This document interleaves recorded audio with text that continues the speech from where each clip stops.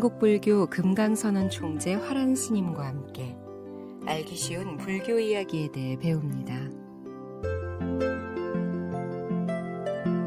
사람의 근기는 천차만별한 것입니다. 영리한 사람도 있고 미루는 사람도 있고 부지런한 사람도 있고 또 게으른 사람도 있고, 그러나 그 나름대로 자기의 인생을 사는 것은 별로 차이가 짓지 않습니다. 조금 일찍 터졌다고 너무 좋아할 것도 없고 좀 늦게 된다고 해서 걱정할 것도 없습니다. 아주 몸이 말을 듣지 않고 정상적인 몸이 아닌 그런 경계에 든다면은 그건 참 걱정을 해야 될 일이지만은, 우리 판타과 같은 사람도 있으니 우리가 조금 일찍이 공부를 시작하고 좀 늦게 시작하고 이런데 너무 신경을 쓸 필요가 없다고 생각이 됩니다. 저도 학교에 들어가서 보니까 참 내가 학교를 늦게 들어갔는가 이렇게 생각했는데, 학교를 가서 보니 저보다도 한 5년씩 6년씩 늦게 들어온 사람도 있고, 그런 분들이 나중에 그 공부를 잘해가지고 다 대학 교수님도 되고 사회적이 아주 명망인이 이렇게 되는 것을 볼 때, 우리는 학교 시험에 금방 합격하고 떨어지고 이런 것을 가지고 너무 좌우되는 인생을 살지 않도록 노력을 해야 될 것 같습니다. 참 어제 우리 판타카의 교훈은 우리들에게 여러 가지 문제를 암시해 준다고 생각이 됩니다. 오늘은 기원정사의 인연에 대해서 말씀을 드리겠는데, 이것은 지난달에 한번 말씀을 드린 일이 있습니다. 친구 자제분의 결혼식 문제로 왕사성에 왔다가 부처님을 뵙게 된 급고독 장자가 식이 끝나면서 곧 고향에 돌아가서 기타 태자가 가지고 있는 그러한 땅을 사가지고 절을 크게 짓도록 이렇게 작정을 했었다, 이런 말씀을 드렸어요. 그러나 실제로 부처님께서 그 기원정사에 가신 것은 훨씬 긴 일이 되게 됩니다. 그렇다면 절을 짓는데 상당한 시일이 걸리게 됩니다. 지금도 가서 보면은 대지가 30만 평 정도 됩니다. 인도에서는 열대 지방이기 때문에 참 나무가 아주 귀하거든요. 그런데 그것만은 수천 년 동안 내려오면서 잘 길들어진 나무들이 아주 아름다운 숲을 형성하고 있기 때문에 뭐 갖가지 앵무, 공작 하는 그런 새다든지 다람쥐라든지 원숭이라든지 막 이런 것들이 지금도 사람들이 가나 없으나 언제든지 같이 뛰놀고 있습니다. 거기에다 자그만치 참 목욕탕이 16개나 될 수 있는 엄청나게 큰 그 도량을 만들었습니다. 궁전처럼 아름답게 꾸미지는 않았지만은 임금님들이 사용하고 있는 붉은 벽돌을 찍어서 부처님과 제자들이 모여 앉아서 법회를 할 수 있는 이런 장소를 한 너댓 개 만들고, 또 지도자들이 거처할 수 있는 그런 집을, 지금 가서 보면 1층, 2층, 3층 이렇게 돼 있는데 뭐 1층 집, 2층 집이라 해 별것은 아닙니다. 우리나라 1층 집 높이 정도밖에 안 되죠. 그렇지만은 그 속에다가 붉은 벽돌로 2, 3층, 높은 것은 7층까지 이렇게 만들어 가지고 거처하면서 공부할 수 있도록 만들었다고 하는 것을 볼 때 참으로 놀랄만 합니다. 그분은 다른 분이 아니라 바로 기수급 그 고독원을 지으신 기타 태자하고 또 급고독 장자, 이 두 사람이 원력에 의해서 이루어진 것입니다. 그래서 부처님께서는 참 이분들이 절이 완전히 완성됐다는 이야기를 듣고 가십니다. 참 많은 대중을 거느리고 질서 있게 먼 거리를 걸어서 가서 보시니 보는 순간 참 피곤이 싹 가실 수 있도록 정돈이 잘 되고, 나라의 임금님까지도 모든 사람들이 나와서 즐거운 마음으로 맞아주셨습니다. 그때 요즘 말 같으면 낙성식이지요. 대대적인 낙성식이 벌어졌는데 그 한 사람이 묻습니다. 부처님, 절 이름을 무엇이라고 지었으면 좋겠습니까? 네, 특건데 기타 태자가 나무를 시주하고 또 급고독장자가 땅을 사가지고 거기다가 모두 집을 지었으니까 기타 태자하고 급고독장자의 이름 두 가지를 붙여가지고 기수급고독원이라고 이름을 짓는 것이 좋겠다 그랬습니다. 그러면 기타 태자의 나무 하니까 기수, 또 급고독이라는 말을 플러스하니까 급고독, 거기다가 원이라고 하는 말은 절이라고 하는 말이기 때문에 그래서 큰 절, 총림 이런 이야기이기 때문에 이것을 기수급고독원이라고 이렇게 했으면 좋겠다 해서 그래서 절 이름이 기수급고독이 되게 됐습니다. 저도 그런 경험이 있습니다. 어느 곳에 갔는데 그 절을 제법 크게 지었는데 그 절 이름을 스님의 이름을 따가지고 짓게 됐어요. 그래서 이 신도님들이 그 스님 이름을 영원히 남기기 위해서 이렇게 절을 지은 거 아니냐 해가지고 좀 불만을 가지신 분들이 계셨습니다. 그래서 절 이름이라는 것은 다 이름 따라서 지어진 것이기 때문에 이제 금강경 공부를 해보면 아실 겁니다. 그래서 금강경 강의를 하다가 이야기를 했더니 마음들이 다 풀어졌어요. 누구의 이름을 가지고 지었든지 그 절과 전혀 명목이 없는 그런 사람의 이름이 들어간다면 모르겠거니와 참 시주자의 이름이나 또는 그 지도하시는 스님의 이름이나 이름을 넣어서 잘 짓더라도 이름대로 모든 것이 잘 실천되는 것이 더 중요합니다. 절을 누구 이름에 의해서 어떻게 지었느냐 하는 것이 문제가 아니라 절은 사용하는데 그 가치가 있는 것이거든요. 절만 아름답게 지어놓고 구경거리만 된다면 무슨 소용이 있겠습니까? 일종의 박물관밖에 안 되죠. 수행자들이 도를 닦고 공부를 하는데 절의 가치가 있고 중생을 깨우치고 포교를 하는데 절을 지은 그 보람이 더 나타날 수 있기 때문에 우리는 그런 명목에 너무 끄달릴 것이 아니라 오직 그 도량을 어떻게 사용하느냐를 더 염두에 두고 정진을 해야 될 것입니다. 나라의 임금님께서 물으셨어요. 부처님, 기타 태자와 급고독장자는 무슨 인연이 있기 때문에 이렇게 거룩한 일을 할 수 있습니까? 사실은 급고독장자보다도 더 부자된 사람도 있고 또 우리 기타 태자보다도 더 훌륭한 관료들도 돈을 더 가지고 땅도 더 가지고 있는 사람도 있는데 어쩌면 이 두 사람의 뜻을 모아서 이렇게 절을 지을 수 있을까요? 무슨 금생이 아니고 전생이라도 지은 바 인연이 있다면 말씀해 주십시오. 그래서 부처님께서 전생설화 한마디를 해주십니다. 옛날의 적에 가섭 부처님 시대에 세 아이가 길거리에서 흙놀이를 하고 있었다 말이에요. 한 아이는 탑을 세워서 예배하고 한 아이는 모래를 쪄서 밥을 짓고 한 아이는 옆에서 심부름을 하고 있었습니다. 근데 그때 마침 한 수행자가 길을 지나가다가 그 애들이 노는 모습이 너무 희귀함으로 물었습니다. 너희들 못하고 있느냐? 그러니까 한 아이가 대답하기를 부처님 사리탑 만들고 있습니다. 그런단 말이죠. 또 한 아이에게 그렇게 이야기하니까 부처님께서 너는 장차 전륜성왕이 돼가지고 사바세계에 84,000탑을 세우게 될 것이다. 이렇게 말씀을 드렸어요. 또 남은 두 아이 중에 한 아이가요.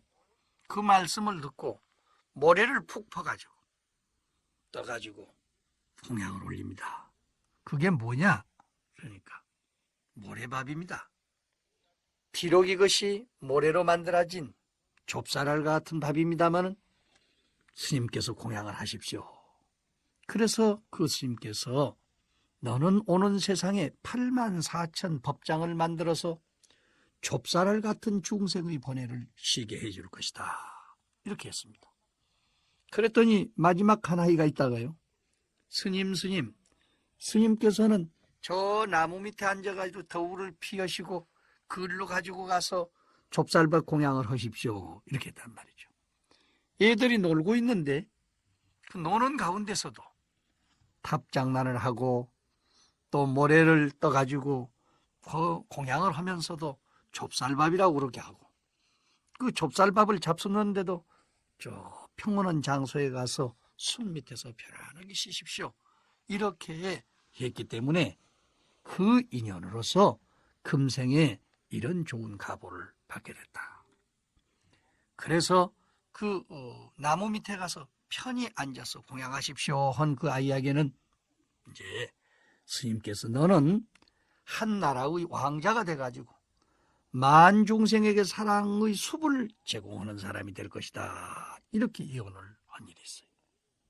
부처님은 이 이야기를 마치시고 나서 오늘의 기타 태자와 급고독 장자는 그때 좁쌀밥을 스님께 제공하고 수음의 심토를 베풀어 준 그런 사람입니다. 말하자면 급고독 장자는 모래를 떠서 스님한테 공양을 한 사람이고, 기타 태자는 저 숲속에 앉아서 공양하십시오 하고 자리를 안내한 그 사람입니다. 이 두 사람이 전생부터 그 장난을 하면서도 또는 그 모래 그 놀이를 하면서도 부처님 탑을 세우고 부처님께 공양하고 또 부처님의 휴식터를 만들어 드리는 이런 마음의 자세를 가지고 있었기 때문에 금생에 이런 과보를 받게 된 것입니다. 그리고 내가 열반에 든 뒤에 100년 후에 아쇼카라고 하는 임금님이 태어나가지고 천하를 통일하고 연부제에 84,000탑을 세울 것이니 그가 곧 전생에 탑을 세워서 부처님께 공양하던 그 아이입니다. 이것은 지금 앞으로 100년 후에 태어날 것이니 두고 보십시오. 이렇게 예언을 했습니다. 우리는 지금 점을 치는데 참 금년 신수 하나만 잘 봐줘도 그 점을 치는 사람의 문전이 메워질 정도로 잘한다. 또는 하루 일집만 잘 봐줘도 아주 명점을 치는 사람이다. 이렇게 이야기를 합니다.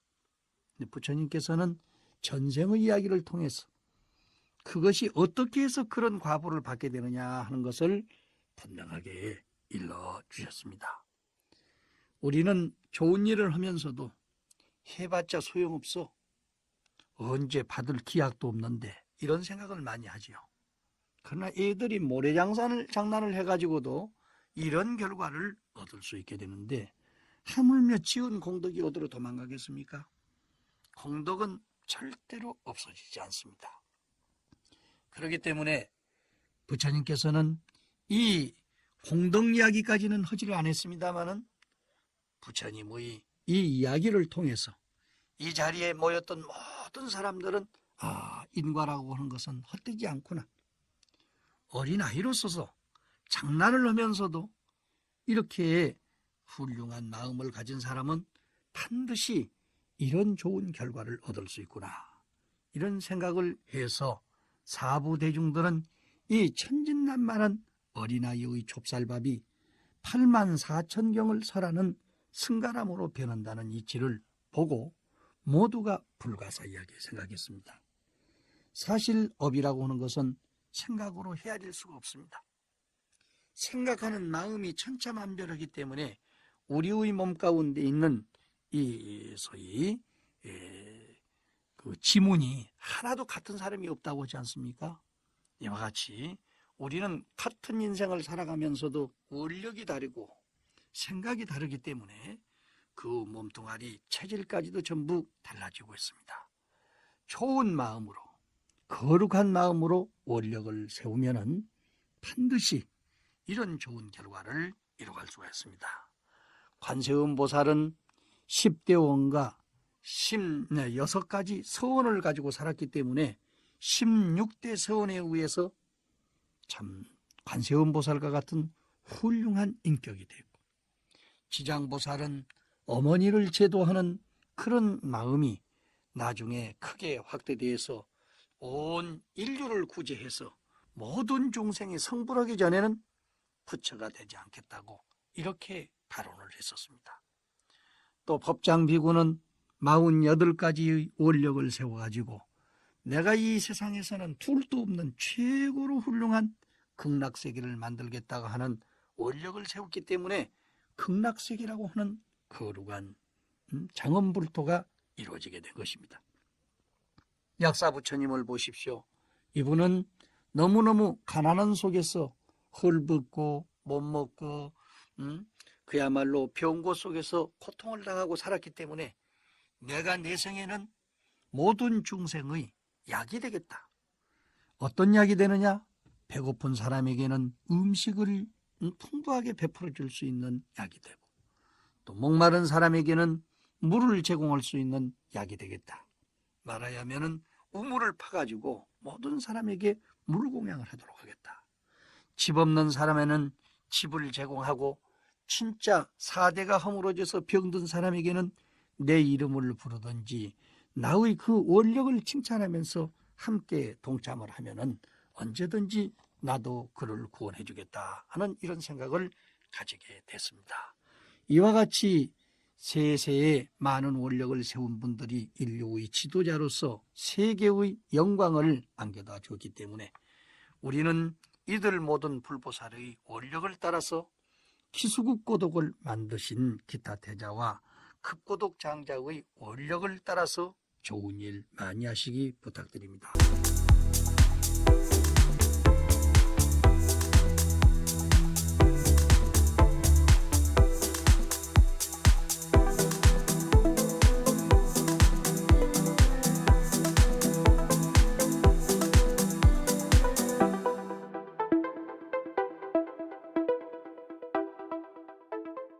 콩 심은 데 콩나고 팥 심은 데 팥난다는 이야기는 어제 우리 기원정사를 지으신 기타태자와 급고독 장자를 통해서 우리는 너무너무 명백하게 깨달을 수 있습니다. 그런데 바로 그 기원정사에서 자그만치 350가지가 넘는 경전을 해설하게 되는 것입니다. 오늘은 그 경전 가운데서 가장 우리나라 사람들에게 많이 알려져 있는 금강경 대지혜의 법문에 대해서 간단히 간추려서 말씀을 드리도록 하겠습니다. 우리들이 많이 읽고 있는 금강경은 600부 대반야경 가운데 577번째 해당되는 금강반야바라밀경의 법문입니다. 왕사성에서는 이미 인과법을 설하시어서 아함적인 교훈 법문을 마치셨고, 배살리성 근처 대림정사를 왕래하시면서는 무진세계의 방등법문으로서 인연법을 널리 말씀하셨습니다. 우리 부처님의 법문을 어디서 어디까지 몇 년부터 몇 년까지는 무슨 법문을 하시고 어떤 장소에서는 무슨 법문을 하셨다, 이렇게 결정적으로 말씀을 잘라서 할 수는 없습니다. 그러나 대개 부처님 법문하신 내용을 간추려서 정리를 해보면 부처님께서 성도하신 지 12년 동안 가운데는 대개 교훈적인 법문을 많이 하십니다. 먼 것은 어떻게 하면은 어떤 결과를 형성하니까 어떻게 하지 말아라. 요즘 말로 하면은 유치원 학생들에게 신은 이런 식으로 벗고, 옷은 이런 식으로 입고, 절은 이런 식으로 하고, 밥은 이런 식으로 먹고, 잠은 이런 식으로 자라. 이렇게 낱낱이 교훈적으로 법문을 하는 것이 주로 아함경의 법문입니다. 그러나 그 아함의 법문 가운데는요, 그렇게 해야 할 만한 그런 이유가 내용적으로 깔려 있습니다. 이 세상 모든 것은 혼자서 할 수 있는 것이 아니고 여러 가지 인연 속에 더불어 있기 때문에 이제 그 인연을 소중히 여기는 방법에 의해서 마음을 내 개인만 나만 편리하게 신벗고 나만 편리하게 잠자고 이렇게 해서는 안 되기 때문에 어떤 규율이 있어야 된다. 그 규율에 의해서 인연을 잘 지켜나가야 된다. 이것이 인연의 법칙이지요. 그러나 이제 이 기원정사에 이르러서는요, 이렇게 개인이나 가정 문제보다는 사회 국가적인 문제를 더욱 크게 생각해 가시면서 살 수 있는 호국적인 이런 경전이나 지성적인 보살도를 가르치는 대지혜 법문을 개발해 주는 반야경 계통의 경전을 많이 설했던 것입니다. 부처님께서는 말씀은 특별히 하시지 않지만 평상시 언제든지 아침에 일찍 일어나시면은 세수하시고 복장 단정히 하시고 밥때가 되면은 밥그릇을 들고 시중에 나가서 차례로 7집을 밥을 얻고 또 본자리에 돌아오셔서 사분식을 하시고 옷과 바루를 거르고 발을 씻고 자리에 앉으셨습니다. 이것이 소위 법회 인유분의 나오는 그런 부분이죠. 여러분들이 하도 많이 읽어서 잘 알고 계실 겁니다. 그럼 무슨 할 말씀이 없어서 할 일이 없어서 이 대승경전의 그 유명한 보살도를 가르치는 경전 가운데서 제일 첫 번째 그 인유분이 밥 먹고 옷 입는 일로부터 시작이 되느냐 그거예요. 우리가 생각할 때는 나무 지도자가 되는 사람은 상당한 수준급이 있는 사람이어야 된다 이렇게 생각하고 있습니다. 그래서 지금도 국민학교도 거의 전문학교 이상 나온 사람이어야 된다. 대학 나온 사람이어야 된다. 또는 더군다나 고등학교, 대학교 교수는 박사학위를 받은 분이어야 된다. 또는 대학 공부를 아주 잘한 사람이어야 된다. 이런 이야기들을 많이 하고 있습니다. 그런데 실제는 부처님께서는 그렇게 공부를 해가지고 뭘 할 거냐? 그것은 곧 인생을 살아나가는데 사람답게 사는 방법을 배우는 것이고 또 그런 지도자가 된다면 바로 그걸 가르쳐야 되는 것이기 때문에 부처님께서는 몸소 그러한 모습을 보이게 되는 것입니다. 말하자면은 그 지식을 전달하는 방법도 대단히 좋지만은 지식을 배워가지고는 바로 밥 먹고 옷 입고 제자리에 앉아서 일하고 잠자는 일을 잘 할 수 있는 방법을 가르치신 것입니다. 그래서 부처님께서 지금 밥때가 되면은 복장을 단정히 하고 나갔다 이 이야기는 바로 밥 먹는 사람의 그 신체적인 자세가 되느냐. 잠옷바람으로 일어나가지고 그냥 한술 떠먹고 떠나가는 이런 식으로 돼서는 안 된다 그 말이죠. 한 가정에 자손들이 있고 형제가 있고 있다면은 그 무언의 교훈이라고 하는 것은 밥 먹을 때 어떤 자세로서 어떤 복장을 하고 먹느냐에 따라서 자식들이 교육을 보이지 않는 가운데서 받게 된다. 적어도 밥그릇을 들고 간다고 하는 이야기는 자기 밥그릇 정도는 자기가 챙길 줄 아는 마음의 자세가 돼야 되지 않느냐. 늘 말씀드립니다마는 여자들이 애써서 밥을 해놓는데 그 밥도 들여다 먹기를 어렵게 생각하는 사람이 있고 양반이 감히 그렇게 할 수 있느냐. 양반의 부인은 맨날 그렇게 물속에서만 살아야 된다고 하는 법이 있습니까? 서로서로 도와야지요. 상을 차려다 놔서 먹게 될 때도 감사한 마음으로 합장하고 먹어야지요. 음식 맛이 좋지 않다든지 돌이 들었다든지 좋지 않은 것이 있으면 그걸 가지고 트집 잡고 나무래를 쓰면 해서는 안 됩니다. 내가 만약에 음식을 했다면 어떻게 했을 것이냐 돌이켜볼 필요가 있습니다. 그래서 부처님은 손수 밥그릇을 들고 시중에 나가서 차례로 7집을 밥을 빌었다. 이건 평등법식입니다. 좋은 음식이나 나쁜 음식이나 평등한 마음으로 골고루 먹는다고 하는 것을 의미하고 또 가난하고 천한 백성이나 귀하고 훌륭한 백성이나 평등한 마음으로 복전을 심어주도록 한다. 그뿐이 아닙니다. 우리는 밥을 얻어봐야, 또 남한테 신세를 좀 져봐야 부끄러운 마음도 가질 수 있고 죄송한 마음도 가질 수 있고 해서 암안심이 끊어질 수 있습니다. 늘 내가 말씀드렸습니다마는 부처님이 밥이 없어서 밥을 비로잡수겠어요? 바로 지성인들, 공부 좀 한다고 하는 사람들이 난척하는 마음으로 하심을 줄 모르기 때문에 그 방법에 암안심을 끊어주기 위해서 부처님께서는 밥을 얻어 잡수셨던 것입니다. 그렇지만은 밥을 얻어가지고 반드시 본자리로 돌아오셨다. 거지들은 밥을 얻으면 그 자리에서 밥을 먹어버리고 말아요. 그러나 부처님께서는 꼭 본자리로 돌아오십니다. 그래서 그 얻어온 음식도 4분씩을 합니다.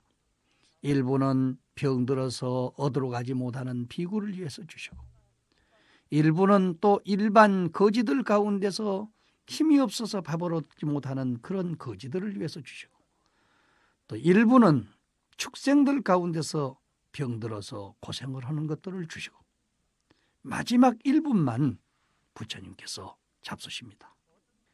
얻은 밥도 나눠 먹는데 오히려 그 자기가 좀 벌어가지고 먹으면서 얻어먹고 싶어 하는 사람들이 오면은 우리는 멸시하는 경향이 있습니다.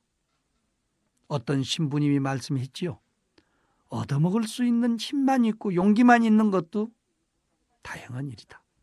그 용기까지도 잃어버린 사람은 설사 이 세상을 산다고 하더라도 죽은 사람이나 하나도 다름이 없다. 이런 말씀을 했습니다. 그렇다고 해서 우리가 꼭 얻어먹는 사람만 되라고 하는 것은 아닙니다. 그 밥을 빌어서 먹는 그런 마음의 자세로서 하심을 하고 하는 것을 가르쳤다. 그 말이죠. 이렇게 밥을 잡수고 나면 발을 씻고 자리에 꼭 앉으셨습니다. 그 발을 씻는 것은 번외망상의 티끌을 씻는 일이요. 또 그동안에 이 몸으로서 내 몸을 활동할 수 있게 해주신 발에 감사드리는 것입니다. 사람들은 일생 동안 이 몸뚱아리를 부려먹고 살면서도 이 몸에 감사할 줄을 몰라요. 그 음식을 먹고 뭐서라도 자기 생각에 의해서만 먹지 몸이 어떻게 될 줄을 생각지 못하는 경우도 있습니다. 그렇기 때문에 우리가 음식을 잘못 먹어서 몸이 고생하는 경우도 많고, 또 이 몸을 끌고 다니는 것은 발입니다. 그래서 이 발이 잘못 가면은 삿된 곳에 들어가서 나쁜 일을 할 수가 있고, 잘 가면 좋은 일을 할 수가 있기 때문에 항상 부처님께서는 매일 발을 씻으시면서 좋은 일 하는 대로 가자, 좋은 일 하고 오자, 나쁜 데 가지 말자, 이렇게 다짐을 하십니다. 뿐만 아니라 마지막 자리를 깔고 앉으신 것은 요즘 말로 하면은 제 직장, 제 자리에 가서 제대로 앉아서 제 일을 하는 것을 의미합니다.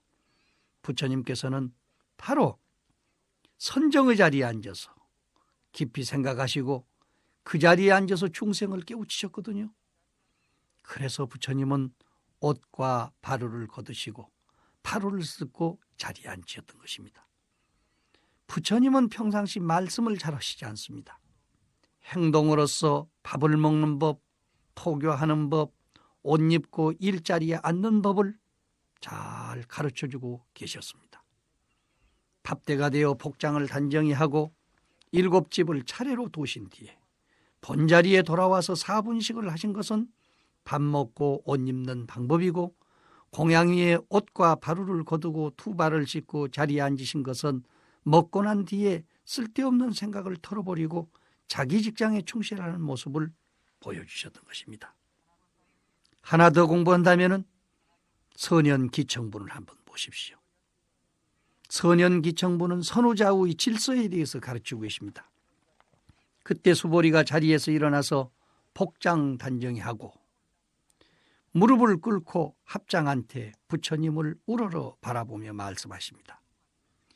희우하신 부처님, 부처님께서는 모든 보살들을 잘 혼념하시고 보호하십니다.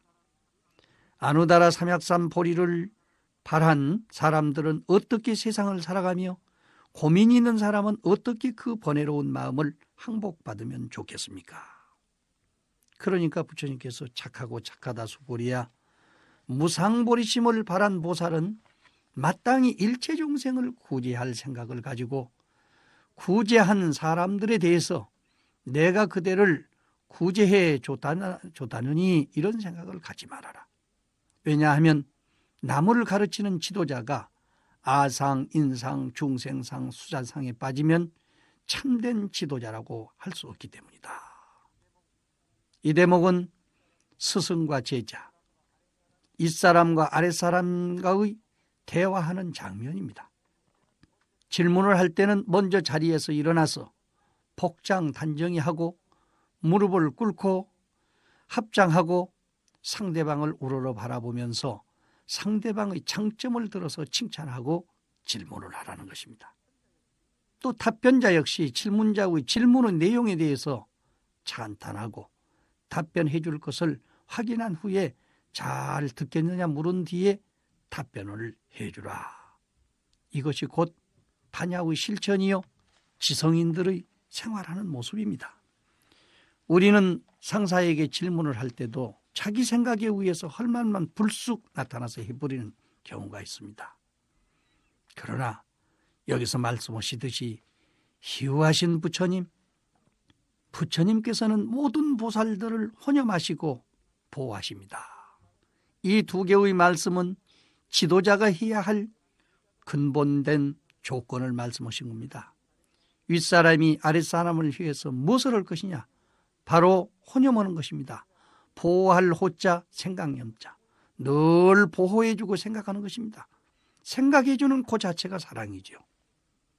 또 한 가지는 부촉하는 것입니다. 너 이런 일을 해라. 잘했느냐? 이렇게 부탁하고 총려해서 그 깨달음을 얻도록 만들고 또 바른 사람이 될 수 있도록 계도하는 것입니다. 수보리는 안욕따라 삼약삼보리, 아누다라 삼약삼보리심을 바란 사람이 어떻게 세상을 살아가야 될 것이냐. 이 아누다라 삼약삼보리라고 하는 것은 최고의 깨달음을 얻기 원하는 사람, 또 중생을 제도하기 원하는 사람, 인과 인연, 마음의 법을 깨닫고 살기를 원하는 사람, 이런 사람들이 세상을 어떻게 살아가야 할 것이냐 하는 이야기를 물었습니다. 이것은 우리 지도자가 세상을 어떻게 살아가야 할 것이냐 이렇게 물으셨는데 바로 이 대목에서 부처님은 일체 중생을 제도하는 마음의 자세로 살아라. 그러나 거기서 상을 내지 말아라. 아상, 인상, 중생상. 여러 가지로 우리가 생각합니다만 아상이라고 하는 것은 바로 족보상입니다. 자기의 조상이나 또 그 소위 집안을 통해 가지고 다른 사람을 없앤 얘기는 그런 상이죠. 인상이라고 하는 이력상입니다. 어떤 학교를 졸업했다, 나는 어떤 경력을 가지고 있다 해가지고 다른 사람을 없인 여기면 안 된다고. 중생상이라고 하는 것은 선행상입니다. 좀 좋은 일 한 것에 대해서 너무 자랑을 해서 좋은 일 못한 사람을 없인 여기면 안 된다고 말이에요. 수자상이라는 것은 자기 혼자만 잘 먹고 잘 살고 오래 살라고 하는 생각인데 혼자 천당 가고 극락 가려고 하는 것은 모든 중생이 고통 속에 빠져 있고 모든 성자들이 중생을 위해서 고생을 했는데 나만 그렇게 살아? 그건 맞지 않는 것이다. 이렇게 했기 때문에 사상을 내지 말라고 이렇게 말씀하셨고 또 그 상을 내지 않는 데는 내가 지도했다고만 해서 꼭 그 사람이 그런 훌륭한 인격을 형성한 것만 아니다. 본래 불성이 있기 때문에 된 것이기 때문에 그 사람에 대해서도 칭찬해주고 인격을 존중할 줄 알아야 한다. 이렇게 말씀하셨습니다. 이것이 기원정사에서 우리에게 가르친 대지혜의 법문이십니다.